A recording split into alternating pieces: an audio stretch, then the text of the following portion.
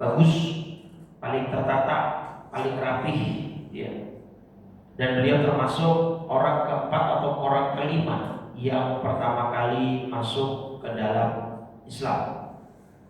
Kalau Mu'adz bin Jabal, beliau ahli Quran, ya, beliau juga salah satu tim penyusun Al-Quran bersama Zaid bin Thabit saat proyek pengumpulan Al-Quran dimulai di eranya Abu Bakar sampai selesai di eranya Utsman bin Affan. Jadi keduanya ini memiliki keistimewaan di dalam agama kita, Abu Dzar dan Mu'adz bin Jabal. Nah, beliau meriwayatkan keduanya an Rasulillah Shallallahu Alaihi Wasallam, dari Rasulullah Shallallahu Alaihi Wasallam. Jadi kalau disebut nama Nabi, itu dianjurkan untuk bersolawat, ya, entah disuarakan atau di dalam hati, ya. Karena di hadis Adabul Mufrad, di hadis nomor 646 riwayat Imam Al-Bukhari, itu Nabi ketika naik mimbar, kalau ini mimbar bukan ya? Yang kita punya podium.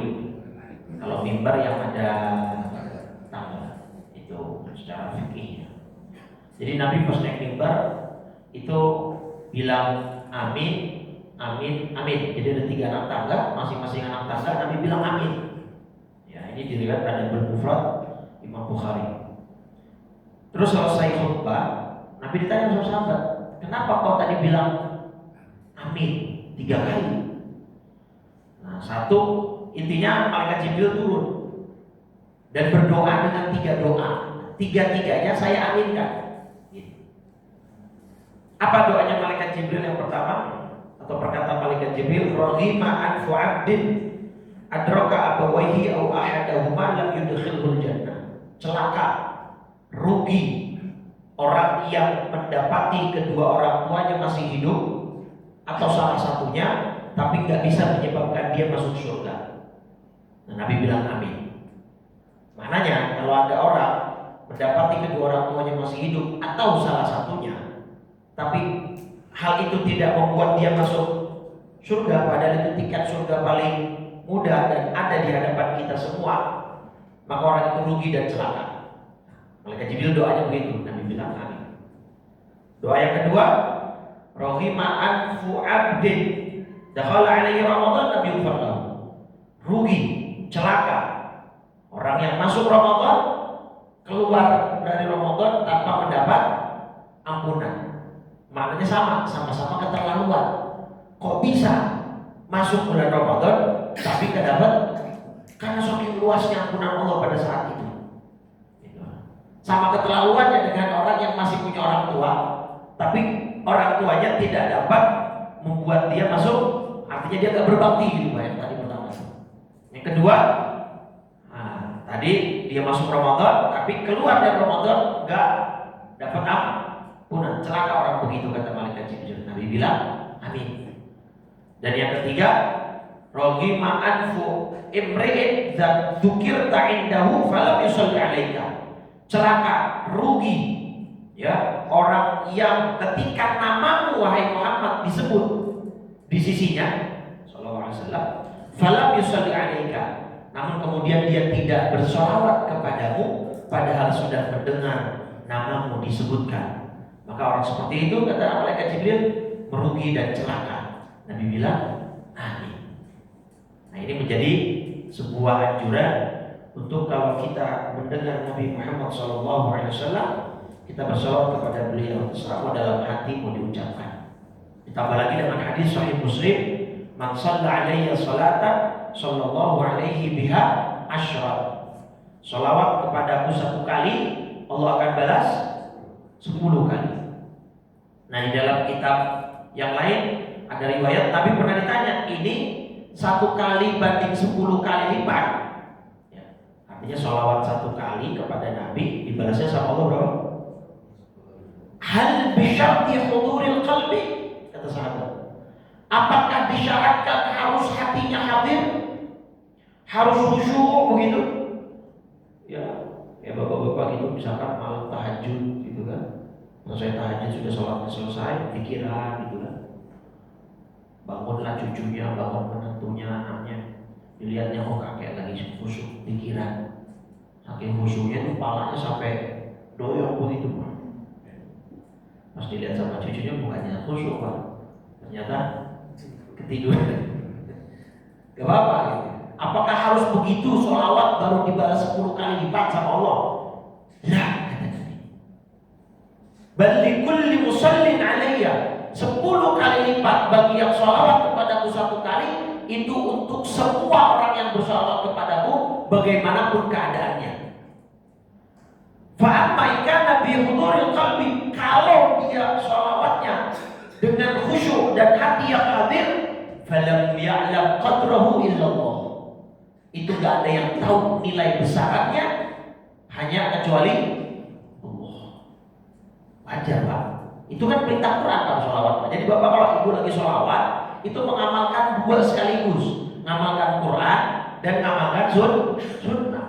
Qurannya surat Al-Ahzab ayat 56, innallaha wa malaikatahu yusalluna ya ayyuhalladzina amanu sallu. Nah, perintah tuh. Tapi sebelum perintah, uniknya sholawat Bapak Ibu, Allah dan malaikat nyontohin lebih dulu. Innallaha, surat Al-Ahzab surat 33 ayat 56. Innallaha, sesungguhnya Allah, wa malaikatahu, dan para malaikatnya, yusalluna, bersolawat ala nabi, kepada Nabi Muhammad SAW. Tentu dalam tafsiran Bapak Ibu sudah akan dapati solawatnya Allah yang beda. Bukan berarti Allah baca Allah tidak. Solawat dari Allah kepada Nabi maknanya rahmat. Solawat dari malaikat kepada Nabi maknanya doa. Jadi Allah, malaikat doa kepada Allah supaya Nabi diangkat derajatnya, ditinggikan, tambah dimuliakan dan seterusnya. Baru habis itu ada perintah. Ya ayyuhalladzina amanu sallu alaihi wa sallimu taslima. Baru perintah. Jadi itu perintahnya Mas. Nah yang kedua, selain kita mengamalkan Quran saat kita bersolawat, kita juga mengamalkan hadis. Nah ini satu amalan yang sedikit mau singgung, saya singgung juga Bapak Ibu, untuk supaya kita mengisi bulan Rabiul Awal ini dengan apa? Dengan mengisinya dengan amalan-amalan sunnah yang diajarkan oleh Nabi kita Muhammad Shallallahu Alaihi Wasallam. Apa yang saya maksud sunnah apa Pak? Bu? Doa setelah azan. Doa setelah azan. Apa kan? Gimana doa setelah azan? Allahumma Rabb hadhihi da'watin wassalatil ati sayyidina Muhammadil wasilah wal fadilah. Hadis riwayat Muslim nih Pak. Hadis riwayat Muslim nomor 384. Ini tentang permintaan Nabi soal yang namanya al-wasilah. Kata dia doanya gimana? Ati sayyidina Muhammadil wasilah. Kalau diartikan ati, datangkanlah atau berikanlah sayyidina Muhammadan, Nabi kami Muhammad SAW, al-wasilah.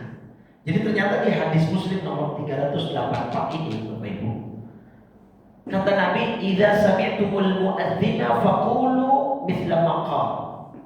Kalau adzan berkumandang, ucapkanlah persis seperti apa yang diucapkan muadzin. Nah ini sunnah pertama, yaitu menjawab adzan. Allahu Akbar, Allahu Akbar, jawab, ucapkan sesuai dengan apa yang dia katakan. Kecuali apa? Hayya 'ala, ya, 2 hayya 'ala, hayya 'alatain namanya. Hayya 'ala shalah dan hayya 'alal falah. Jawabnya atau adzan subuh tadi, as-salatu khairum minan naum, jawabannya shadaqta wa barakta wa ana 'ala dzalika minasyahidin. Nah, terus di hadis 384 ini perintah sholawat lagi. Jadi habis pertama jawab adzan, di hadis Muslim ini ya, jawab adzan. Kedua setelah jawab adzan selesai, shollu alayya sholatan wahidah, sisipkan sholawat 1 kali. Ya. Gimana redaksi sholat terserah. Allahumma sholli ala sayyidina Muhammad wa ala ali sayyidina Muhammad boleh. Allahumma sholli ala Muhammad wa ala ali Muhammad tanpa sayyidina boleh. Silakan. Yang penting baca sholat satu kali. Nah setelah itu kata Nabi, tsumma sallallahu li al-wasilah. Doa untuk Nabi agar mendapat apa? Al-wasilah. Emang apa itu wasilah ya Rasul? Fa innaha manzilatun fil jannati la tambaghi illa li 'abdin min ibadillah. Wasilah ini suatu kedudukan Bapak Ibu. Ya, kedudukan yang sangat mulia, kedudukan yang sangat tinggi, yang kuotanya cuma buat satu orang di surga. Bayangin, saking istimewanya ini kedudukan, saking tingginya ini posisi, cuma buat satu orang di surga dari seluruh makhluk dari zaman Nabi Adam sampai terakhir. Nah, Nabi bilang di hadis Muslim 384 ini, arju an akuna ana huwa. Saya berharap betul sayalah yang mendapat wasilah. Nah, makanya doa setelah azan itu Pak, Bu, resapi. Itu permintaan request langsung dari Nabi. Nabi minta tolong sama kita supaya kita mintakan kepada Allah wasilah itu buat Nabi. Terus apa Ustaz keuntungannya buat kita? Oh enggak gratis, Nabi minta tolong Pak. Di akhir hadis itu Nabi bilang, "Faman sa'ala li al-wasilah halal lahu syafa'ah." Siapa yang memintakan wasilah untukku kepada Allah, dia pasti dapat syafaatku di yaumil qiyamah. Jadi enggak gratis, Nabi minta tolong Pak. Jadi saya hadisan pikir anak-anak saya dari semenjak awal bisa ngomong di umur 2 tahun setengah gitu ya, 3 tahun, itu selalu saya tuntun dan saya bimbing setiap habis azan doa. Alhamdulillah nggak usah pakai menghafal, membaca. Kadang kan anak kecil umur segitu kan kebeo Pak ya. Tinggal kita tuntun, kita bimbing, ayo baca bareng-bareng. Bismillahirrahmanirrahim. Nah, sampai sekarang alhamdulillah sudah hafal dari umur 3 tahun, 2,5 sampai 3 tahun. Ya, jadi setiap habis azan selesai saya tinggal kakak, adek doa. Mereka doa masing-masing. Jadi ini saya kira amalan yang mudah, hadisnya sahih, riwayat Muslim, dan saya kira semuanya gampang untuk kalaupun nggak hafal tinggal ada HP tinggal di googling kan doa setelah azan. Tapi balasan dan ganjarannya syafaat dari Nabi Muhammad SAW. Nah ini Pak, gitu ya. Jadi kalau disebut nama Nabi tadi sesuai dengan hadis Bukhari riwayat Bukhari di Adabul Mufrad, ya setiap Bapak Ibu mendengar nama Nabi, ya, sholawat. Karena itu juga nanti ada hadis lain, al-bakhil, orang yang kikir adalah itu man dzukir ta'indahu wa lam yusalli 'alaika. Orang yang kikir itu adalah orang yang ketika namamu wahai Muhammad SAW disebut tapi dia tidak bersolawat. Gitu ya.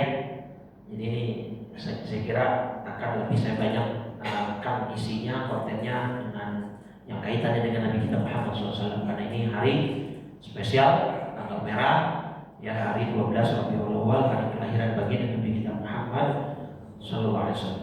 Jadi banyak-banyak bersolawat kepada beliau ya. Fadilahnya banyak. Imam Ibnul Qayyim Al-Jauziyah itu punya kitab Fadlul Anam fi saya lupa nama kitabnya. Intinya di situ beliau mengumpulkan 40 keutamaan baca sholawat Bapak Ibu. Nah, 40 keutamaan baca sholawat fadilah banyak sekali ya di dalam kitabnya di dalam ini kitabnya beliau namanya Jala'ul Afham fi Fadli As-salati wassalam ala khairil anam. 40 keutamaan. Banyak, diampuni dosa, dimudahkan urusan, ya kan, diberikan tadi satu sholawat dikali 10 oleh Allah Subhanahu wa taala, dimudahkan rezekinya dan lain sebagainya. Gitu ya. Jadi jangan malas untuk baca sholawat, terlebih ini di hari apa? Jumat. Baik. Terus apa hadisnya yang ke-18 ini? Ittaqillaha haitsuma kunta. Takwalah kepada Allah dimanapun kamu berada. Gitu ya. Wa atbi'is sayyi'atal hasanata tamhuha. Ya. Dan iringilah perbuatan jelek dengan perbuatan baik. Kenapa? Tamhuha, karena perbuatan baik akan menghapus perbuatan jahat.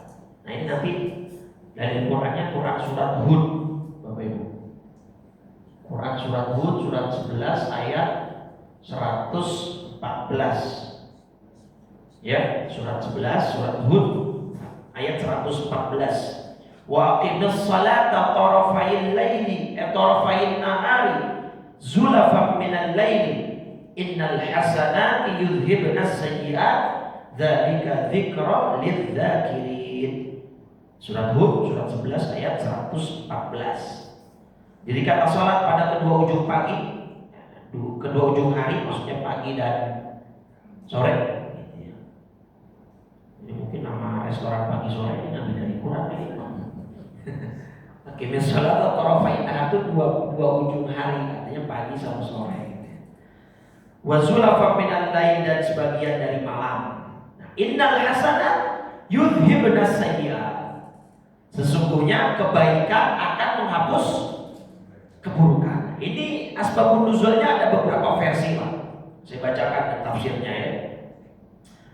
Pertama, di dalam kitab Bukhari Muslim itu ceritanya ada seorang pria punya kekasih zaman Nabi. Dia punya dedemenan. Tiba-tiba perempuannya ini nyium dia, gitu ya.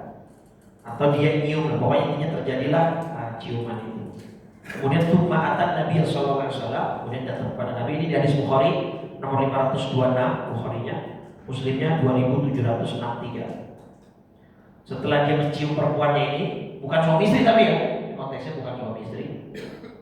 Kemudian dia datang kepada Nabi dan mengadu akan perihal dosa yang barusan dia lakukan. Gak sampai zina kan? Ya, cium. Fasakatan Nabi SAW. Nabi terdiam.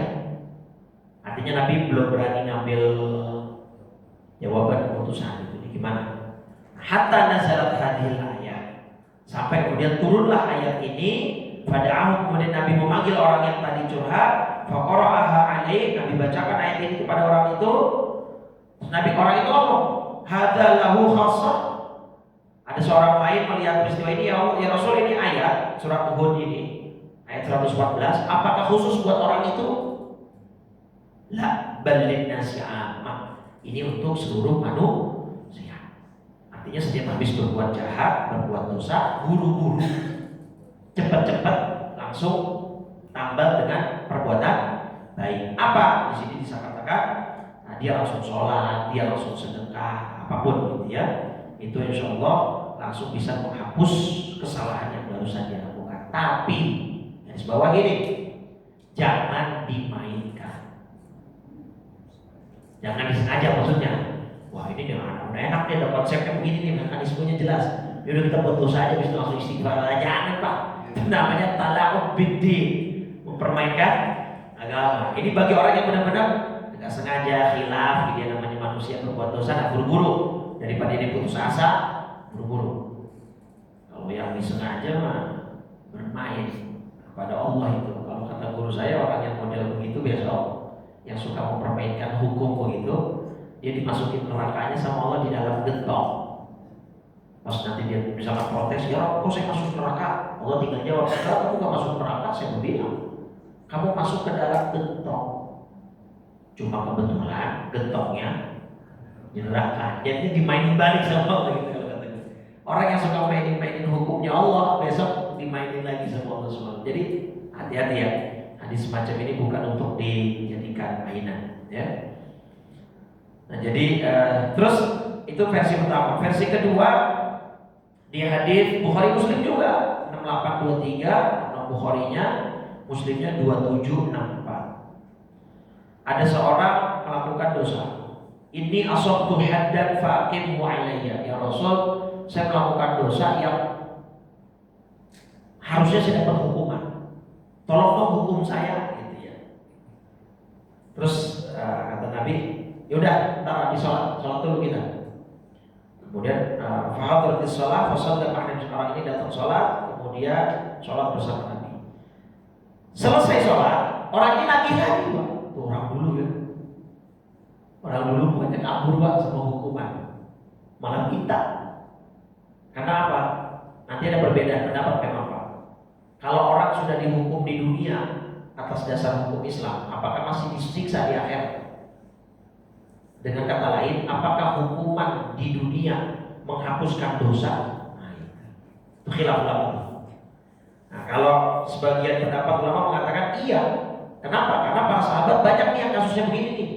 Habis zina datang ke Nabi minta dihukum, habis minum khamr ngaku datang ke Nabi minta dihukum, dicambuk, dirajam. Nah, ini memberikan pesan bahwa para sahabat itu lebih baik dihukum di dunia daripada nanti. Nah, itu kira-kira. Paham ya? Itu masuknya dari situ. Makanya sebagian ulama bilang, iyalah kalau sudah dihukum di dunia, dia akan dihukum lagi sudah. Oh, dia sudah kena hukuman sesuai dengan syariat itu misalnya. Ya intinya keimanan mereka sampai sebegitunya. Nah, setelah selesai sholat, orang itu ke Nabi, hakim alayya hadda. Tolong hukum saya, kisah saya ya Rasul, rajam saya begini. Terus Nabi bilang begini, alaysa qad shallaita ma'ana? Bukankah tadi kamu sudah sholat bersama kami? Kalau na'am, ya saya sudah sholat. Qad ghafarallahu laka dzambak. Tenang, ya, dosamu sudah diampuni sama Allah SWT. Nah, itu terkait ayat tadi surat Hud 114. Innal hasanat yudhibnas sayyi'at. Artinya dosa dia yang tadi, karena dia sudah sholat bersama Nabi, Allah jadi ampuni dosanya. Itu Bukhari Muslim juga. Bukharinya 6823, Muslimnya 2764. Ngomong-ngomong masalah pengampunan dosa, tentang Nabi lagi nih ya, karena nih suasana Rabiul Awal, bulan Maulid, jadi saya akan banyak kontennya. Coba Bapak Ibu buka surat An-Nisa ayat 4. An-Nisa 64. Surat 4 ayat 64. Quran surat An-Nisa surat 4 ayat 64. Ada yang bisa baca terjemahnya? Biar nggak pada ngantuk. Yang keras suaranya, silakan. Ada mic-nya. Bismillahirrahmanirrahim. Dan kami tidak mengutus seorang rasul melainkan untuk ditaati dengan izin Allah. Dan sungguh sekiranya mereka setelah menzalimi dirinya datang kepada Muhammad, lalu memohon ampunan kepada Allah, dan Rasul pun memohonkan ampunan untuk mereka, niscaya mereka mendapati Allah Maha Penerima Taubat, Maha Penyayang. Gini Pak Ibu, ayat itu terutama dari walau annahum idzalamu anfusahum ja'uka fastaghfirullah wastaghfara lahumur rasul lawajadullaha tawwabur rahim. Konteksnya begini. Di zaman Nabi, kalau ada orang berbuat dosa, ya, datang ke Nabi, istighfarnya kepada Allah, minta ampunnya, tapi lewat Nabi. Bahkan dia minta tolong sama Nabi, untuk Nabi juga mintakan ampun untuk dia. Lawajadullaha tawwabur rahim. Engkau akan dapati Allah Maha menerima taubat dan Maha penyayang. Maknanya dosanya pasti diampuni. Itu enaknya hidup di zaman Nabi. Kita punya dosa, salah satu cara yang paling ampuh adalah datang ke Nabi, minta tolong supaya Nabi bacain istighfar buat kita, mintain ampun kepada Allah buat kita. Tapi sekarang Nabi yang nggak ada. Dalam kitab Al-Azkar Al-Imam Nawawi, dan riwayat Azkar ini karya Imam Nawawi, Ibu.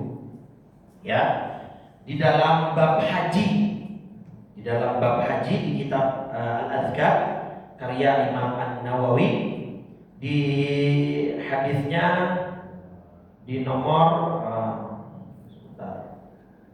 itu ada cerita tentang ayat ini Bapak Ibu, dan ini saya kira bisa ditiru, bisa dicontoh gitu ya, bisa diikuti.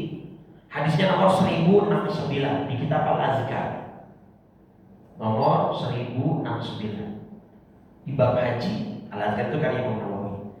Ayat ini tadi An-Nisa 64 dibawa oleh seorang Arabiyun, Arab Badui, datang ke makam Rasul saat ziarah, gitu ya. Kayak curhat aja gitu Pak, ngomong sama Nabi. Nabinya ada, kalau bahasa Indonesia gini, ya Rasul, ini ada ayat. Ayatnya bilang kalau ada orang dosa datang kepada engkau, Allah akan ampuni. Nah sekarang saya datang nih ke kuburan engkau ya Rasul. Saya datang ziarah ke makammu. Saya bawa ini ayat. Katanya kalau orang dosa datang ke engkau dulu zaman konteksnya memang masih hidup gitu ya. Tapi kan saya hidup dari zaman engkau ya Rasul. Maka saya bawa ayat ini. Saya mohon mustashfi'an bika wajituka mustaghfiran min dzambi. Saya minta tolong kepadamu wahai Nabi Muhammad SAW, mintakan ampun kepada Allah untuk dosa-dosa. Udah, habis itu orang-orang pada itu pergi. Begitu pergi, Imam Al-Qurtubi yang meriwayatkan hadis ini lagi di situ, lagi di makam Nabi. Makanya ada riwayat orang yang haji atau umrah tapi lam yazurni, dia nggak ziarah ke makamku, faqad jafani.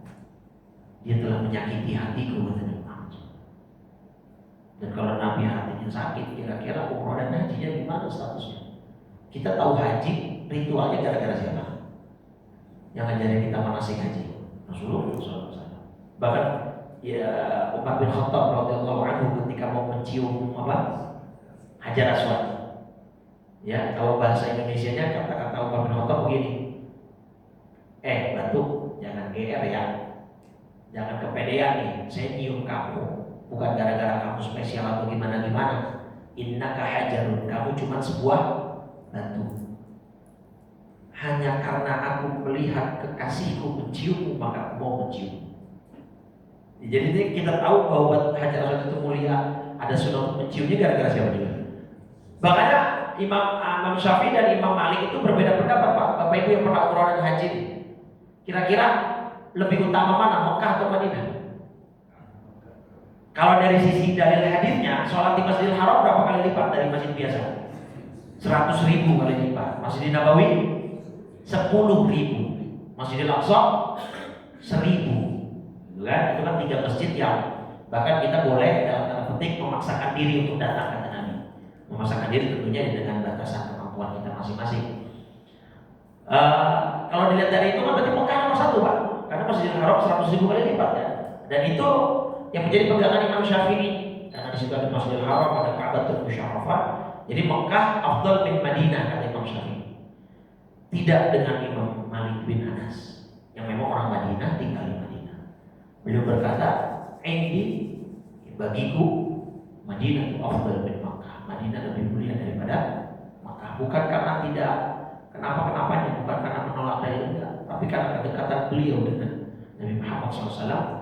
Dan Nabi Muhammad SAW adalah sumber ilmu pengetahuan. Kita bisa haji, kita tahu bagaimana caranya sa'i, kita tahu bagaimana caranya tawaf. Semua adalah ajaran dari Nabi Muhammad. Makanya kata Nabi, khudhu anni manasikakum.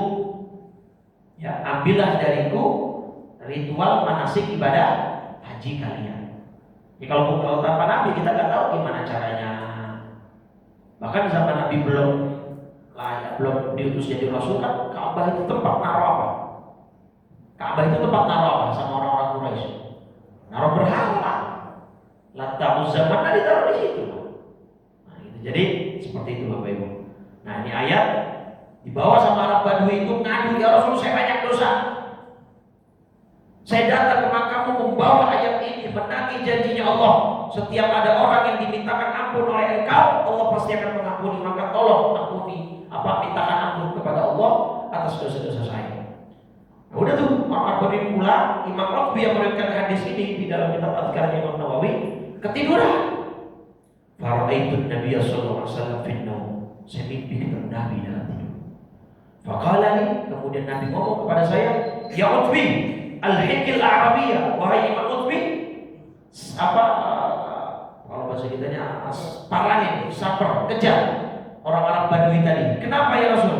Fabashirhu, berikan dia kabar gembira bi anna Allah qad ghafara lahu. Sesungguhnya Allah telah mengampuni dosanya." Gara-gara bawa-bawa ayat ini di makam Nabi Muhammad SAW. Artinya Nabi Muhammad begitu spesial posisinya di sisi Allah Subhanahu wa Ta'ala. Ya. Nah, jadi itu hadis yang kita baca tadi, iringi perbuatan jahat dengan perbuatan baik. Nah, salah satu perbuatan baik itu adalah memperbanyak sholat. Nah, terus wa khaliqin nasa bi khuluqin hasanin. Nah, terakhirnya hadis ini, hadis 18 yang kita sedang bahas, dan bergaullah dengan manusia bi khuluqin hasanin, dengan akhlak yang baik, yang mulia.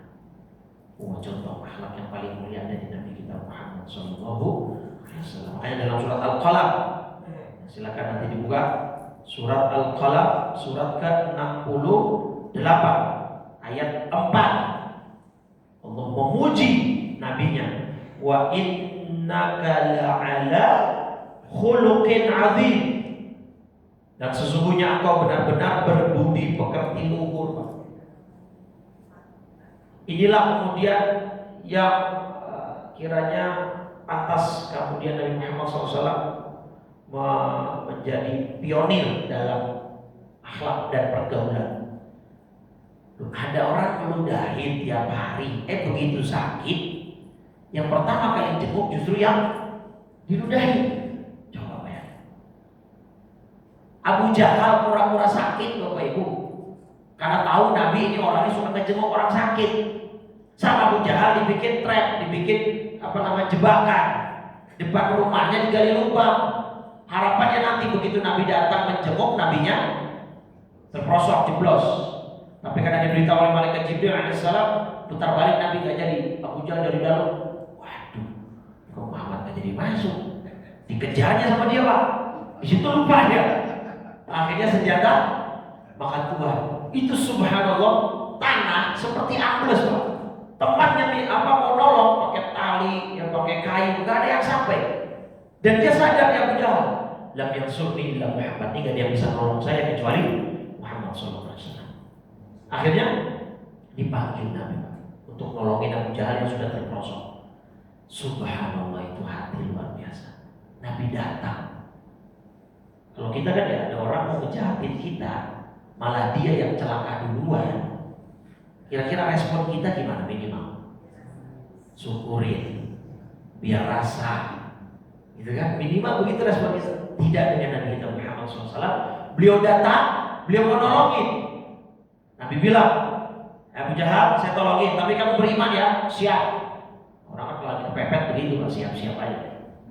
Nabi begitu menjulurkan tangan, itu tanah seperti naik, Pak. Dan Abu Jahal melihat fenomena itu, bukannya beriman, malah Nabi dituduh pakai sihir, Pak. Ya kan, karena tadi tanahnya naik turun, Pak. Udah, dia nggak mau beriman, malah kata-kata Nabi pakai sihir. Terus Nabi kecewa, sakit hati, marah, tidak. Nabi putar balik aja, pulang. Kalau cara saya, Pak, mumpung Abu Jahalnya masih depan lubang, kuburin lagi, curongin lagi. Tapi tidak dengan Nabi kita Muhammad SAW. Itulah akhlaknya. Nah, orang yang paling besok dekat dengan Nabi. Nah, ini menarik, Pak. Sering dengar nggak hadis-hadis? Aqrabu minni majlisan, orang yang paling dekat denganku, aktsaruhum sholatan alayya, orang yang paling banyak bersolawat kepadaku. Ada lagi riwayat, aqrabu minni majlisan, orang yang paling dekat denganku besok, ahsanuhum khuluqa, orang yang akhlaknya paling bagus, paling baik. Nah, itu hadis sebenarnya bisa dikompromikan. Bukan berarti maksudnya nanti, justru itu rahmat dari Nabi untuk supaya setiap umatnya punya cara, setiap umatnya ada banyak pilihan jalan untuk lebih dekat dengan Nabi besok di hari kiamat, yaitu orang yang akhlaknya bagus, orang yang sholawatnya banyak. Pak, Bu, Nabi Muhammad SAW bukan hanya akhlaknya yang mulia, fisiknya juga tiada tanding. Kalau yang Bapak Ibu tahu selama ini Nabi paling ganteng siapa? Yusuf, sesuai dengan Qurannya. Faqatta'na aydiyahunna wa qulna hasya lillah ma hadza basyarun in hadza illa malakun karim. Ibu sampai ngomong ini sih bukan manusia, ini si malaikat. Lagi motong-motong ngiris-ngiris kue, cabai bawang, ngiris buah-buahan. Nabi Yusuf disuruh keluar, yang ada akhirnya terpotong. Ya kan? Makanya ibu-ibu katanya kalau lagi hamil disuruh banyak baca Surat Yusuf supaya anaknya ganteng kayak siapa? Kalau kayak Nabi Yusuf kayaknya jauh Pak ya. Bapaknya begitu ya. Kan anak tergantung cetakan. Niatnya keliru. Baca Yusufnya nggak keliru, nggak salah. Baca Quran nggak pernah salah. Niatnya yang salah. Kalau supaya ganteng kayak Nabi Yusuf ya nggak mungkin lah Pak. DNA-nya kejauhan. Niatnya supaya imannya, kekuatan Islamnya, akhlaknya bisa. Iya, iya Pak, seperti Nabi Yusuf. Tapi kalau fisiknya kayaknya gitu. Tapi ulama sepakat Pak, Nabi Muhammad itu tetap lebih ganteng. Jadi Ustaz, Nah, kalau kita ke Mekah, mana? kita ke Mekah, Hah?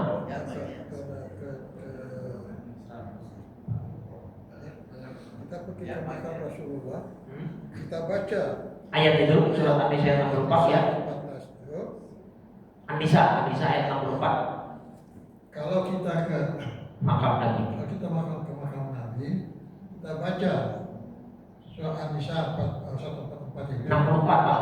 Yang 114 itu Hud tadi. Yang 114 itu Hud. Nah, awas salah nanti.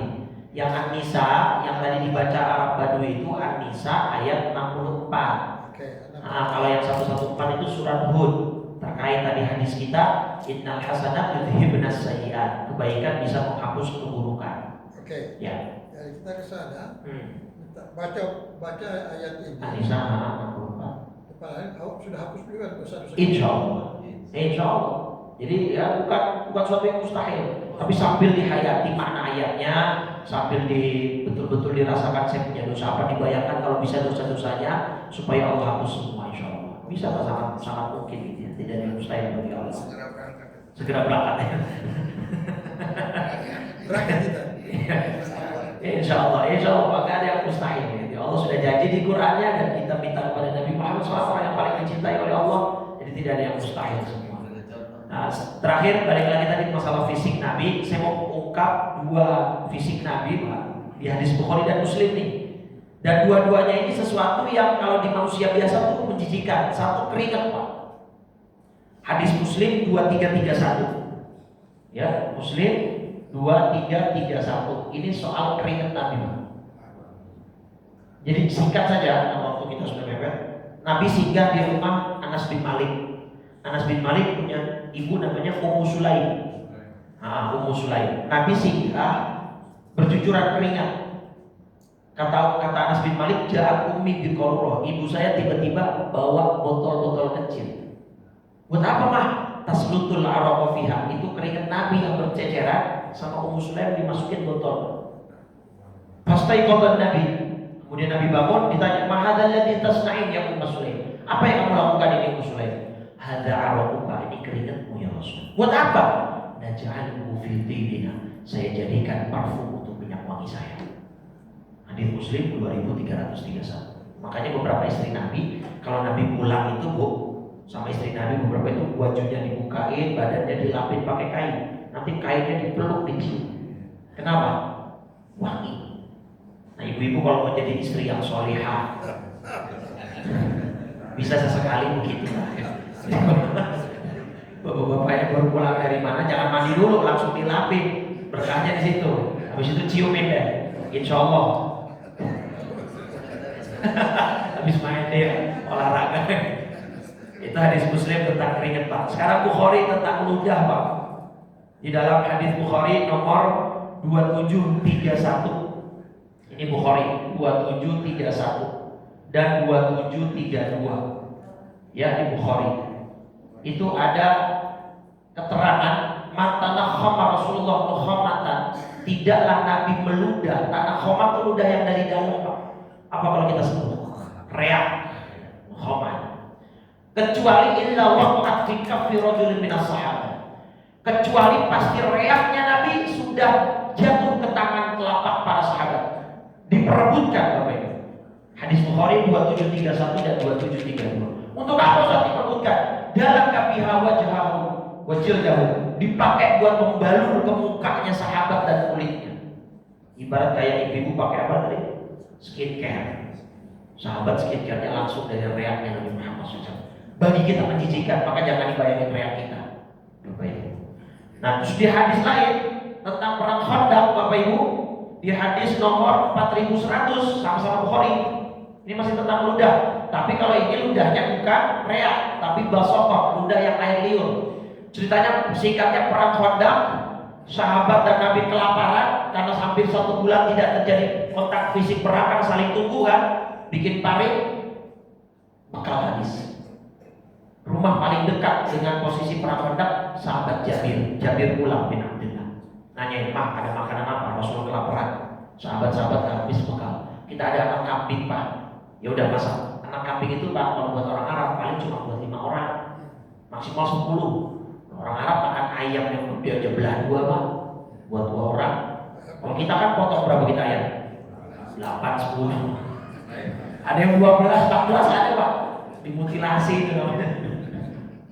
Akhirnya juga mah, saya bilang dulu ke Nabi, Jabir balik, bisik-bisik. Ya Rasul, istri saya masak nih, tapi tidak banyak. Ya ayo makan pulang, tolong kasih tahu 6, 7, 8 orang sahabat aja. Nabi naik ke atas bukit, Pak. Hadis Bukhari 4100. Ya, sorry 4102. Salah. Bukan 4100 tapi 4102 nomor hadisnya. Nabi naik ke atas bukit, teriak, "Ya ahlul Khandaq." Ya. Inna Jabiran qad sana'a surat, wahai seluruh pasukan perang Khandaq, Jabir telah membuat masakan buat kita semua. Wa hum alfun, jumlah pasukan perang Khandaq 1000 orang. Jabir ucet, Pak, bohong. Lah istrinya masak cuma buat 10 orang maksimal, yang diundang berapa? Nah, Nabi pesan begini, Pak, di hadis Bukhari 4102, bilang istrimu, la tunzilunna barmatakum wa la tukhbizunna ajinakum hatta ajiha. Tolong bilang istri kamu, panci yang dibuat masak tolong jangan dibuka hatta ajiha, sampai saya datang. Begitu Nabi datang duluan, fabasaqa fihi wa baraka. Nabi meludah, Bapak Ibu. Ini beda, basaqa, ludahnya cuma yang di mulut, air liur, bukan tanah khomat. Kalau yang tadi tanah khomat reak, ini dia liur. Terus Nabi setelah meludah, kemudian Nabi aduk, Nabi sendok itu semua pasukan perang Khandaq yang 1000 orang. Demi Allah, kata Jabir, uqsimu billah laqad akalu. Demi Allah, mereka semua makan sampai kenyang. Begitu selesai, inna barmatana lahu latughmu kama hiya. Begitu saya buka panci yang istri saya masak, itu isinya tidak berkurang sedikit pun. Padahal yang makan udah harusnya porsinya cuma buat 10 maksimal. Itu berkah ludah Nabi. Saya belum bicara tampaknya Nabi, saya belum bicara postur Nabi yang gagah, saya belum bicara kekuatan Nabi yang dahsyat luar biasa. Baru 2 hal, keringat sama ludah, sudah sebegitu mulianya Nabi Muhammad SAW. Maka Bapak Ibu, kalau besok acara budgetnya ada kurang, makanannya agak minim di ludah itu. Beda, kalau ini beda, ini termasuk dari mukjizat Nabi kita Muhammad SAW. Hadisnya Bukhari nomor 4110. Jadi Bapak Ibu, alhamdulillah Allah takdirkan kita Jumat ini hari yang mulia. Kita duduk di masjid, kita menuntut ilmu sampai syuruk, kita mendengar ayat Al-Quran dan hadis Nabi Muhammad SAW, dan perbanyak salawat kepada beliau. Ya insya Allah ini akan membawa kebaikan buat keluarga kita, buat kota kita Jakarta dan bangsa kita Indonesia. Insya Allah yang akhir-akhir ini banyak kejadian-kejadian yang di luar kendali dan di luar keinginan kita. Mudah-mudahan harapannya dengan bulan Maulid ini, bulan Rabiul Awal ini, banyaknya sholawat dari para umat Nabi Muhammad SAW akan membuat negeri ini menjadi baldatun thayyibatun wa rabbun ghafur. Amin ya rabbal alamin. Baik, selesai sudah pembahasan hadis nomor 18 di kitab Arba'in Nawawi. Mudah-mudahan diterima oleh Allah Subhanahu wa taala, dan kita akan berjumpa lagi insyaallah di pertemuan yang akan datang. Namun insyaallah nanti siang kita ketemu lagi, karena saya jadwal khutbah siang nanti di sini insyaallah. Namun saya tapi pulang dulu karena ada acara kajian Tuhan. Terima kasih Bapak Ibu atas perhatian dan atensinya. Mudah-mudahan Allah menerima semua niat dan hajat kita, Allah mengampuni dosa-dosa kita, Allah menerima seluruh amal ibadah kita, dan Allah menggerakkan hati kita untuk terus banyak berbuat baik. Ingat, setiap habis berbuat salah dosa, iringi langsung dengan perbuatan baik, tapi jangan dimainkan. Ya, tulus bahwa kita sesekali khilaf, kita langsung iringi dengan perbuatan baik. Insya Allah menghapus semua kejahatan dan dosa-dosa kita. Kita tutup 3 kali kalimat tauhid dan doa kafaratul majlis. Kalau Rasulullah SAW, afdhalul dzikri fa'lam annahu La ilaha illallah. La ilaha illallah. La ilaha illallah. Muhammadur Rasulullah sallallahu alaihi wasallam. Kalimatu haqqin 'alaiha nahya wa 'alaiha namut wa biha nub'atsu insyaallah ta'ala minal aminin. Alhamdulillah rabbil alamin, hamdan na'imin, hamdan syakirin, hamdan yuwafi ni'amahu wa yukafi mazidah. Ya Rabbana lakal hamdu wa lakal mulku wa lakal syukru kama yanbaghi li jalali wajhikal karim wa li'azimi sultanik. Allahumma salli ala sayyidina Muhammadin wa ala alihi wa sahbihi ajma'in. Allahumma arzuqna fid dunya ziyaratahu wa fil akhirati syafa'atahu wa la tahrimna fil jinani ru'yata ya Allah ya Rahman ya Rahim. Berikanlah kami kesempatan di dunia ini untuk berziarah ke makam Nabi Muhammad SAW. Berikanlah kami syafaatnya kelak di yaumil qiyamah. Dan jangan halangi dan jangan harapkan diri kami dan keluarga kami untuk berjumpa dan melihat wajah indah Nabi kami Muhammad SAW. Ya muqallibal qulub, tsabbit qulubana ala dinika wa ta'atik. Ya wahid yang membolak-balikan hati, tetapkanlah hati kami di atas agamamu dan sunnah Nabi Muhammad SAW. Rabbana atina fid dunya hasanah fil akhirati hasanah wa qina adzabannar. Sallallahu alaihi sayyidina Muhammadin wa ala alihi washabbihi wasallam. Walhamdulillahi rabbil alamin. Subhanakallahumma wa bihamdika asyhadu an la ilaha illa anta astaghfiruka wa atubu ilaik. Assalamualaikum warahmatullahi wabarakatuh.